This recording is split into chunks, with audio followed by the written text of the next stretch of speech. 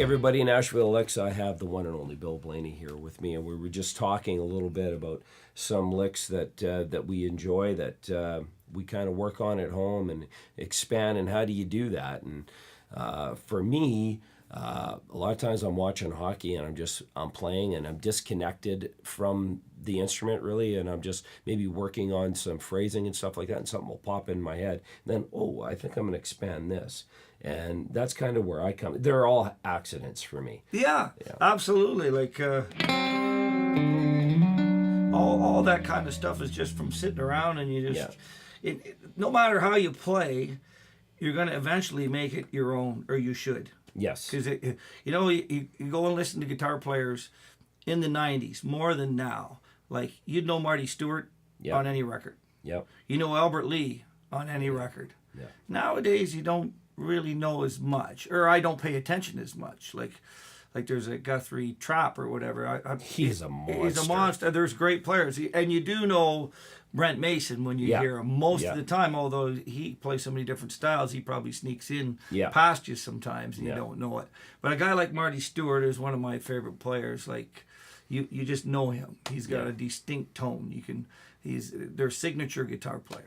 Yeah, I love signature guitar players. And a signature guitar. He plays Clarence. Yeah, he plays Clarence. Yep, from the Byrds there, the very first B-bender guitar. Yeah, how about that, from Clarence White? Yes, that's right. Yeah, he bought it off his wife after Clarence had passed away. I saw a video of Clarence White. The folks at home, if you don't know who Clarence White is, check him out on YouTube. He was just fantastic guitar player. I'd say late 60s, early 70s. Yeah. Probably somewhere around there, and he was a killer acoustic player as well. Yeah, they did. Absolutely. They had a bunch of really neat tunes. I don't know the whole history behind them, but I know he's the guy who basically put that B-bender together. Yeah, I believe he was. And you use one to this day. I do. You use a hip shot version by the looks of it, or something. Yeah, I got that off a great guitar player that I looked up to tremendously, Craig Young. He used to use one, and I know Craig. Anything that Craig did, I wanted to try to learn. He was just he's a killer player. When I saw him, I want to play like that. Yeah. There was no question for me at that time, and I was able to lift a lot of things from him. He was really patient. He would let me videotape him, and he would show me some stuff. So hats off to Craig for showing me those things back in the day, which was a long time ago. I want to get back a little bit to where we were. You were doing the house band in Calgary for about 15 years, you were saying. I think it was that long. I lost track, to be honest with you.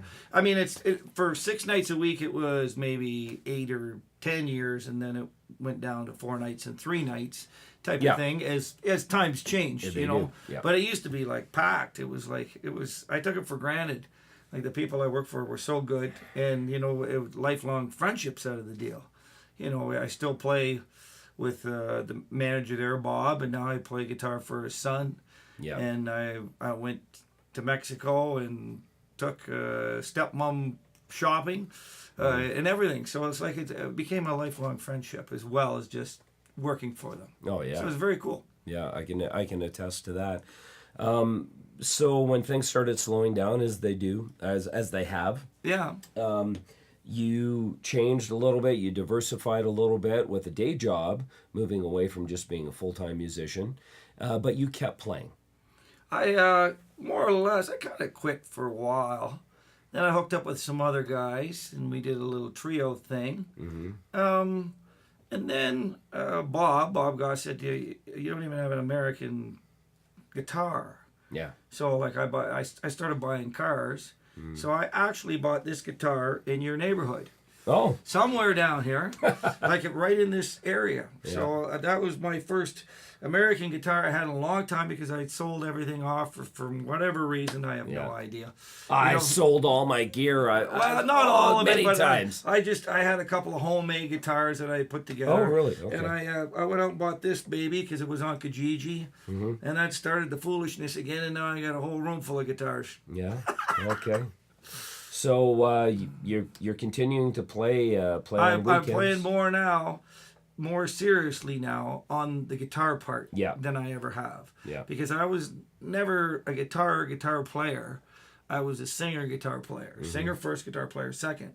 And then as people started hiring me to become a guitar player, or to be their guitar player, then I said, I might as well become a guitar player a little bit better at this. Yeah. So Yeah. I started working pretty hard at it, probably about, I don't know, about 10 years ago, maybe 8 years ago. So I'm, I'm getting there, but it's always learning. The best players in the world will tell you that, man. No, so true. Well, you told us a little bit about this guitar. Do you have another guitar you'd like to tell us a little something Yeah, I about? brought an acoustic guitar here, and I just got it back. Here, why don't And I take that from you? it's I call this not my guitar. This is the first guitar I learned how to play. This is my mom's guitar.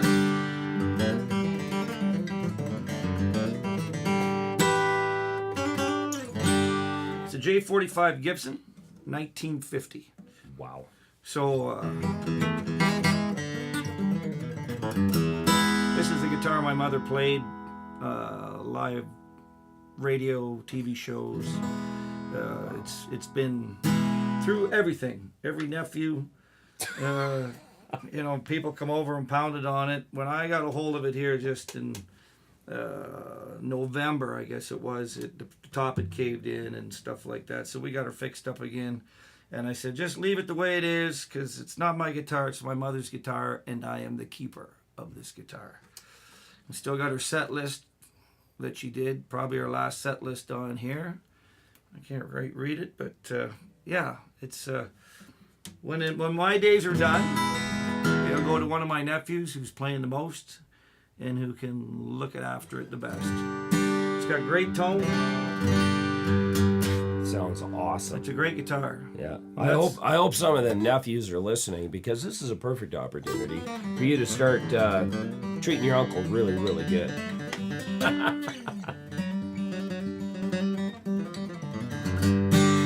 Yeah, I love this guitar.